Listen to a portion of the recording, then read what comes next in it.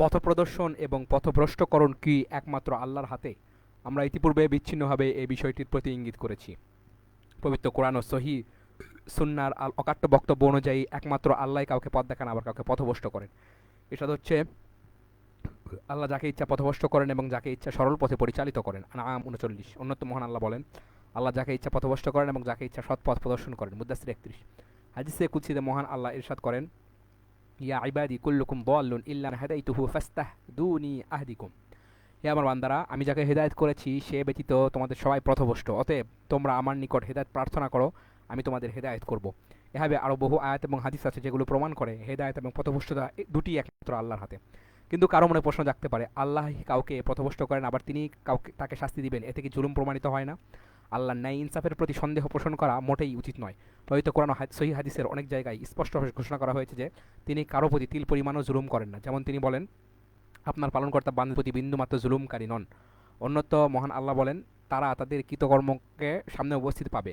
আপনার পালনকর্তা কারো প্রতি জুলুম করবেন না। কাহাফ 49। দ্বিতীয়ত, আল্লাহ বান্দাকে স্বাধীন ইচ্ছাশক্তি, কর্মশক্তি, সুষ্ঠু বিবেক বুদ্ধি এবং ইসলামী স্বভাবের উপর সৃষ্টি করেছেন। এরপর আসমানি কিতাব অবতীর্ণ করে এবং নবী রাসূল আলাইহিমুসসালাম প্রেরণের মাধ্যমে তার সামনে হক ও বাতিল দুটি পথই তুলে ধরেছেন। এরশাদ হচ্ছে, আমি তাকে পথ দেখিয়ে দিয়েছি, এখন হয় সে কৃতজ্ঞ হোক না হয় অকৃতজ্ঞ হোক।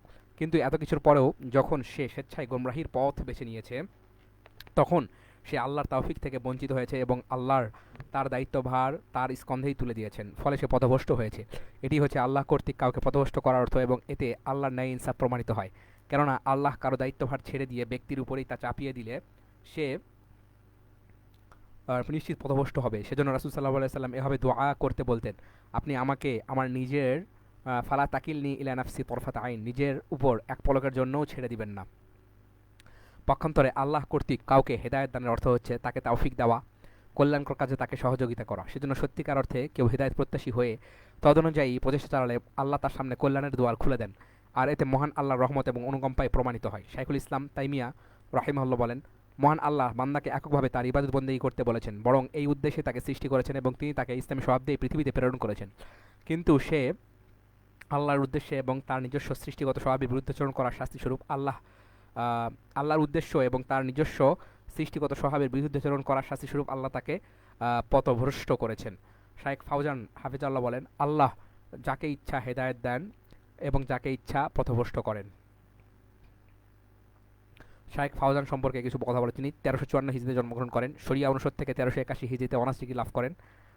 আচ্ছা, তার শিক্ষক মন্ডলী আব্দুল আজিজ ইবনে বাজ এবং মোহাম্মদ ইবনে আমিন শান্তিকি উল্লেখযোগ্য। মাজমা ফাতাওয়া ফি আকিদাতি ওয়াল ফিকাহ 4 খণ্ড, শারহু কিতাবিত তাওহীদ, আহকামিল আতআইমা ফিল ইসলাম, আত-তাহকিকাতুল মারজিয়াহ ফিল মাবাহিসিল ফারজিয়া সহ অনেক মানে গ্রন্থ তিনি লিখেছেন। আচ্ছা, যাই হোক, তো তিনি বলেন, আল্লাহ যাকে ইচ্ছা হেদায়েত দেন, যাকে ইচ্ছা পথভ্রষ্ট করেন। যে ব্যক্তি হেদায়েত ও কল্যাণ পেতে চায় এবং তা পাওয়ার জন্য আত্মনিয়োগ করে, আল্লাহ তার জন্য অনুগ্রহ করে তার জন্য হেদায়েতের পথ সহজ করে দেন। এরশাদ হচ্ছে, অতএব যে দান করে আল্লাহ ভীরু হয় এবং উত্তম বিষয়কে সত্য মনে করে, আমি তাকে সুখের বিষয়ের জন্য সহজ পথ দান করব।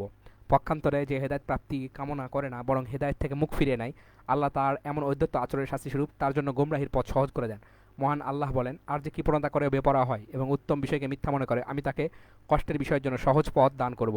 সেজন্য আল্লাহ পবিত্র কোরআনে বহু আয়াতে বলেন, আর আল্লাহ জালিম সম্প্রদায়কে পথ প্রদর্শন করেন না। বাকারা 258, আলী ইমরান 86, তাওবা 19 ও 109, জুমা 5, সফ 7। এছাড়া আরও বলেন, নিশ্চয় আল্লাহ কাফেরদের পথ প্রদর্শন করে না। তিনি অন্যত্র বলেন, আর আল্লাহ পাপাত্রী সম্প্রদায়কে পথ প্রদর্শন করেন না। মায়েদা 108, তাওবা 24 ও 80, সফ 5। দেখা গেল তাদের জুলুম, কুফরি ও পাপাচারীর কারণে আল্লাহ তাদেরকে হেদায়েত করেন না। অতএব বান্দা নিজেই নিজের পথভ্রষ্টের জন্য দায়ী এবং সে নিজেই নিজের উপর জুলুম করে। এসব হচ্ছে আল্লাহ তাদের প্রতি অবিচার করেননি, বরং তারাই স্বয়ং নিজেদের প্রতি জুলুম করেছিল। ধরা যাক দুই ব্যক্তি রাস্তা দিয়ে হেঁটে যাচ্ছে, তাদের একজন মসজিদে প্রবেশ করলো কিন্তু অপরজন গেল নাইট ক্লাবে, তাহলে আল্লাহ কি নাইট ক্লাবে গমনকারীর প্রতি জুলুম করলেন? কখনোই না। আল্লাহর কসম করে বলছি, তিনি তার প্রতি জুলুম করেননি, কারণ তিনি তাকে সেখানে যেতে বাধ্য করেননি, বরং আল্লাহ উভয়ের মনের গতি সম্পর্কে সম্যক অবগত। অতএব মসজিদে প্রবেশকারীর মনের কথা জেনেই তিনি তাকে মসজিদে প্রবেশের পথ সহজ করে দিয়েছেন। পক্ষান্তরে সম্পূর্ণ স্বেচ্ছায় নাইট ক্লাবে গমনকারী সেখানে যাওয়ার দৃঢ়প্রত্যয়ের কথা জেনেই তিনি ঘৃণা এবং রাষ্ট্রত্ব তার পথ সহজ করে দিয়েছেন। বোঝা গেল আল্লাহ কারো প্রতি সামান্যতম জুলুম করেন না। মহান আল্লাহ বলেন, নিশ্চয়ই আল্লাহ মানুষের প্রতি জুলুম করেন না, কিন্তু মানুষ নিজেই নিজের উপর জুলুম করে। 39 ঝুলন্ত এবং অনর তাকদির প্রসঙ্গ, মুআল্লাক এবং মুবরাম। কেউ প্রশ্ন করতে পারে, আল্লাহ যদি তার চিরন্তন জ্ঞান অনুযায়ী সবকিছু লিখে থাকেন তাহলে নিম্নোক্ত আয়াতটির অর্থ কী? এরশাদ হচ্ছে, আল্লাহ যা ইচ্ছা মিটিয়ে দেন এবং বহাল রাখেন। অনুরূপভাবে মানুষের হায়াত মউত রিজিক যদি সুনির্ধারিত হয়ে থাকে তবে নিম্নোক্ত হাদিসের অর্থ কী? রাসূল সাল্লাল্লাহু আলাইহি ওয়াসাল্লাম বলেন, যে ব্যক্তি তার রুজির প্রশস্ততা এবং আয়ু বৃদ্ধি কামনা করে সে যেন আত্মীয়তার সম্পর্ক রক্ষা করে। জয় বলা যায় তাকদির দুই প্রকার। অনর তাকদির, উম্মুল কিতাব বা লাউহে মাহফুজে লিখিত তাকদির এই প্রকারের অন্তর্ভুক্ত। এ প্রকারের তাকদিরে কোনো পরিবর্তন হয় না। ঝুলন্ত তাকদির, ফেরেশতা মণ্ডলীর নিকট লিখিত তাকদির এই শ্রেণীর অন্তর্ভুক্ত। এ প্রকার তাকদির পরিবর্তন ঘটে। সুতরাং রিজিক, আয়ু লৌহে মাহফুজে অনর রয়েছে, তাতে বিন্দুমাত্র কোনো পরিবর্তন হয় না। তবে ফেরেশতা মণ্ডলীর দফতরে লিখিত রিজিক, আয়ু ইত্যাদিতে পরিবর্তন হতে পারে। তার মানে লৌহে মাহফুজে অনর আছে, এটার কোনো পরিবর্তন হয়, তবে ফেরেশতা মণ্ডলীর দফতরে লিখিত রিজিক, আয়ু ইত্যাদিতে পরিবর্তন হতে পারে। ইবনে তাইমিয়া বলেন, মানুষের আয়ু দুই ধরনের। এক ধরনের আয়ু অনর, যা আল্লাহ ছাড়া আর কেউ জানে না। দ্বিতীয় প্রকারের আয়ু কোনো শর্তের সাথে সম্পর্কযুক্ত হয়ে থাকে। এর আলোকে রাসূল সাল্লাল্লাহু আলাইহি ওয়াসাল্লামের নিম্নোক্ত হাদিসের অর্থ স্পষ্ট হয়ে ওঠে। মহান আল্লাহ ফেরেশতাকে বান্দার আয়ু লেখার নির্দেশ দেন এবং তাকে বলেন, বান্দা আত্মীয়তার সম্পর্ক রক্ষা করলে তুমি তার বয়স এত বছর বাড়িয়ে দিও, কিন্তু তার বয়স বাড়বে কি বাড়বে না সে বিষয়ে ফেরেশতা কিছুই জানে না। কেবল আল্লাহই তার সুনির্দিষ্ট বয়স সম্পর্কে সম্যক জ্ঞান রাখেন। তারপর তার মৃত্যু এসে গেলে আর সময় দেওয়া হয় না। তাকে মানুষের রিজিক কম বেশি হয় কি না এ জিজ্ঞেস করা হলে তিনি বলেন, রিজিক দুই প্রকার। এক প্রকার রিজিক সম্পর্কে কেমন তা আল্লাহ জ্ঞান রাখেন এবং এ প্রকার রিজিকে কোনো পরিবর্তন হয় না। দ্বিতীয় প্রকার রিজিক সম্পর্কে আল্লাহ ফেরেশতা মণ্ডলীকে অবহিত করান। এ প্রকার রিজিক কম বেশি হওয়ার বিষয়টি বান্দার কর্মের উপর নির্ভর করে। বিষয়টি ব্যাখ্যা করতে গিয়ে হাফেজ ইবনে হাজার রাহিমাহুল্লাহ বলেন, উদাহরণস্বরূপ বলা যায়, ফেরেশতাকে বলা হয় যে অমুক আত্মীয়তার সম্পর্ক রক্ষা করলে তার বয়স হবে 100 বছর, আর আত্মীয়তার সম্পর্ক ছিন্ন করলে তার বয়স হবে 60 বছর। কিন্তু আল্লাহ তার চিরন্তন জ্ঞানের মাধ্যমে জানেন যে সে আত্মীয়তার সম্পর্ক রক্ষা করবে নাকি ছিন্ন করবে।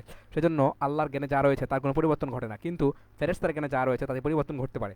এই দিকে ইঙ্গিত করে মহান আল্লাহ বলেন, আল্লাহ যা ইচ্ছা মিটিয়ে দেন এবং বহাল রাখেন। রাদ 39। সুতরাং মিটিয়ে দেওয়া এবং বহাল রাখা বিষয়টি ফেরেশতার জ্ঞানের ক্ষেত্রে বিষয়টি ঘটে ফেরেশতার জ্ঞানের ক্ষেত্রে, কিন্তু উম্মুল কিতাব বা লৌহে মাহফুজে যা রয়েছে তাতে তেমনটি ঘটে না। আর লৌহে মাহফুজে সব কিছু আল্লাহর জ্ঞানে রয়েছে। প্রথম প্রকারকে বলা হয় অনর তাকদির এবং দ্বিতীয় প্রকার হলো ঝুলন্ত তাকদির। সেজন্য ঝুলন্ত তাকদির ও মূলত আল্লাহর চিরন্তন জ্ঞানের ক্ষেত্রে ঝুলন্ত নয়, বরং সেটিও অনর। তাকদিরের প্রতিটি সিদ্ধান্তে সন্তুষ্ট থাকা কি জরুরি? ওলামায়ে কেরাম এই প্রশ্নের জবাব দিতে গিয়ে বলেছেন, অনাকাঙ্ক্ষিত যে কোনো বিপদ আপদ, বালা মুসিবত ধৈর্য ধারণ করা অপরিহার্য। ফলে বিপদ এবং দুঃখ কষ্টে ধৈর্য হারা হওয়া যাবে না, অস্থিরতা প্রকাশ করা যাবে না।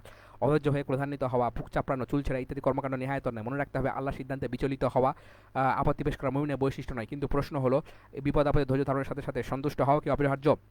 এর জবাব হচ্ছে, সন্তুষ্ট হওয়া অপরিহার্য নয়, বরং উত্তম। কারণ শরীয়তে বিপদ আপদে সন্তুষ্ট থাকা অপরিহার্য মর্মে কোনো নির্দেশ আসেনি। তাছাড়া বেশিরভাগ মানুষের ক্ষেত্রে সেটি অসম্ভবও বটে। তবে দোষটুতি, অন্যায়, অপকর্ম ইত্যাদিতে সন্তুষ্ট হওয়া উচিত নয়, বরং সেগুলোকে ঘৃণা করে পরিত্যাগ করতে হবে। শাইখ উসাইমিন রাহিমাহুল্লাহ আরও স্পষ্ট এবং সুন্দরভাবে বিষয়টি তুলে ধরেছেন। তিনি বলেন, অনাকাঙ্ক্ষিত বালা মুসিবতের ক্ষেত্রে বান্দার নিম্নোক্ত 4 ধরনের অবস্থান হয়ে থাকে। অসন্তর প্রকাশ, এ প্রকারের অবস্থান হারাম, বরং তা কবিরা গুনাহের অন্তর্ভুক্ত। গালে আঘাত করা, চুল উপড়ানো, জামা ছেঁড়া, নিজের ধ্বংস কামনা করা ইত্যাদি বালা মুসিবতের অসন্তোষ প্রকাশের অন্যতম নিদর্শন। 2 ধৈর্য ধারণ। আর ধৈর্য ধারণের অর্থ হচ্ছে নিজের মন, মুখ এবং অঙ্গপ্রত্যঙ্গকে অসন্তোষ প্রকাশের নিদর্শন সমূহ থেকে নিয়ন্ত্রণ করা। বালা মুসিবতের ক্ষেত্রে এই প্রকারের অবস্থান অপরিহার্য। 3 সন্তুষ্ট হওয়া। ধৈর্য ধারণ করা এবং সন্তুষ্ট হওয়ার মধ্যে পার্থক্য রয়েছে। ধৈর্য ধারণকারী বালা মুসিবতকে হজম করে নেয় ঠিকই, কিন্তু তার মনের ভিতরে সেটি কঠিন এবং কষ্টদায়ক হিসেবে গণ্য হয়। পক্ষান্তরে সন্তুষ্ট প্রকাশকারী সেটিকে কষ্টদায়ক মনে করে না, সন্তোষ প্রকাশে সেটিকে কষ্টদায়ক মনে করে না, বরং সে মানসিকভাবে খুশি এবং প্রশান্ত হয়। সে মনে করে তার কিছুই হয়নি। ইবনে তাইমিয়া বলেন, সহ বেশিরভাগ বিদ্যানের নিকট বালা মুসিবতে সন্তুষ্ট হওয়া জরুরি নয়, বরং উত্তম। 4 শুকরিয়া আদায় করা, অর্থাৎ আলহামদুলিল্লাহ পাঠ করা এবং বিপদকে নিয়ামত মনে করা। কেউ বলতে পারে, কিন্তু এটি কীভাবে সম্ভব? আমরা বলবো, আল্লাহ কাউকে তৌফিক দিলে সেটি অসম্ভব কিছু নয়। কারণ প্রথমত, যখন সে জানবে এই বিপদ তার পাপের কাফফারা স্বরূপ এবং পরকাল পর্যন্ত তার পাপের শাস্তিকে বিলম্ব করাচ্ছে, ইহকালের শাস্তি হয়ে যাওয়া উত্তম, তখন তার জন্য এই বিপদ নিয়ামতে পরিণত হবে এবং এর কারণে আল্লাহ শুকরিয়া আদায় করবে।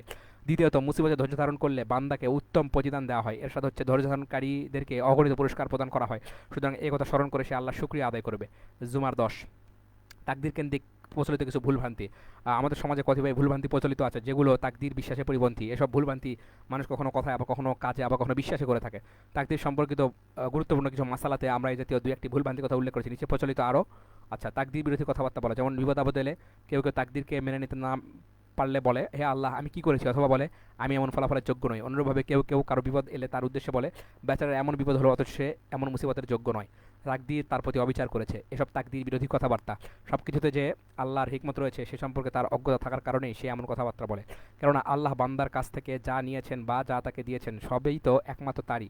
তার প্রত্যেকটি কর্মে রয়েছে হিকমত এবং রহস্য, যা বান্দা জানে না। অতএব এ জাতীয় বাক্য ব্যবহার বর্জন করতে হবে।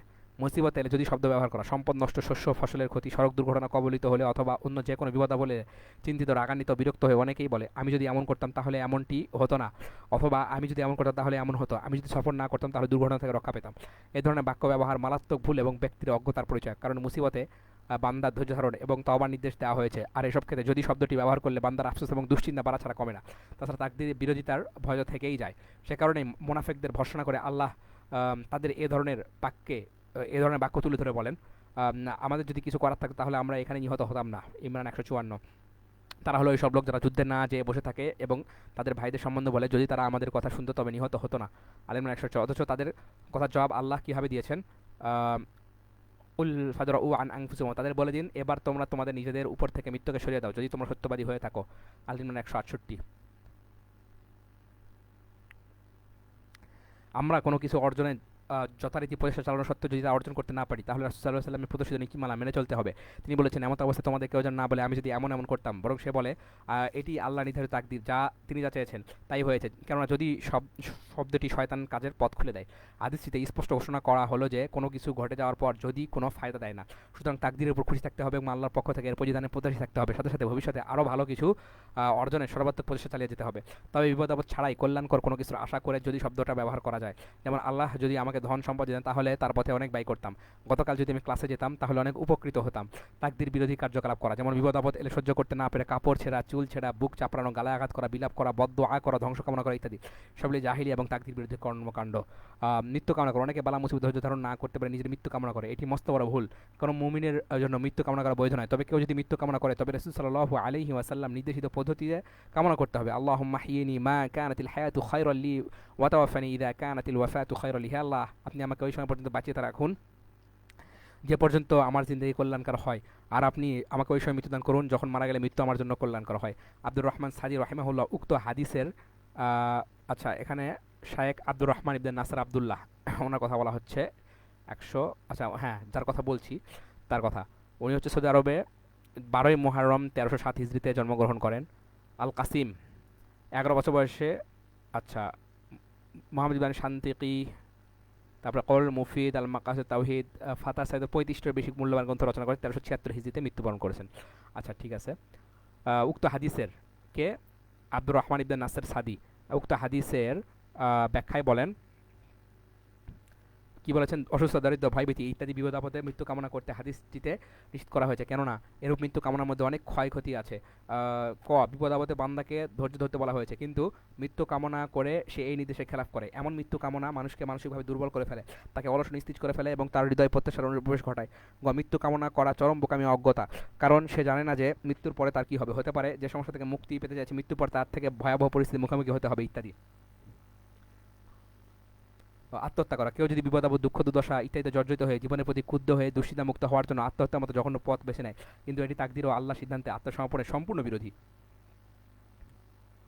মহান আল্লাহ এমন জঘন্য কর্মকাণ্ডকে হারাম করেছেন এবং সাথে জড়িত ব্যক্তির জন্য কঠোর শাস্তি ঘোষণা দিয়েছেন। এসব হচ্ছে, আর তোমরা নিজেদেরকে হত্যা করো না, নিঃসন্দেহে আল্লাহ তোমাদের প্রতি দয়ালু। যে ব্যক্তি সীমালঙ্ঘন এবং জুলুমে বশবর্তী হয়ে এরূপ করবে তাকে অচিরেই আমরা জাহান্নামের আগুনে নিক্ষেপ করব। ইহা আল্লাহ পক্ষে খুবই সহজসাধ্য। ভেবে দেখুন, দুনিয়ার বালা মুসিবত থেকে নিষ্কৃতি আশায় কোনো মর্মন্তুক শাস্তির দিকে সে পা বাড়ায়। কন্যা সন্তান জন্ম নিলে নারাজ হওয়া, মুসলিম হওয়া সত্ত্বেও কতিপয় মানুষ জাহিলি যুগের অজ্ঞ মানুষদের মতো আচরণ করে। কন্যা সন্তান জন্ম নিলে মুখ কালো করে ফেলে। মেডিকেল ক্লিনিকে গেলে আপনি এমন ভুরি দেখতে পাবেন। ছেলে হলে ডাক্তার নার্সরাও খুব খুশি হয়ে খবরটি পরিবেশন করে, কিন্তু মেয়ে হলে ব্যাপারটি ঘটে সম্পূর্ণ উল্টো। এটি সম্পূর্ণ তাকদীর বিরুদ্ধে এবং জাহিলি আচরণ। মানে আল্লাহ জাহিলি যুগের এখন আচরণ নিন্দা করে বলেন, যখন তাদের কাউকে কন্যা সন্তানের সুসংবাদ দেওয়া হয় তখন তার মুখ কালো হয়ে যায় এবং সে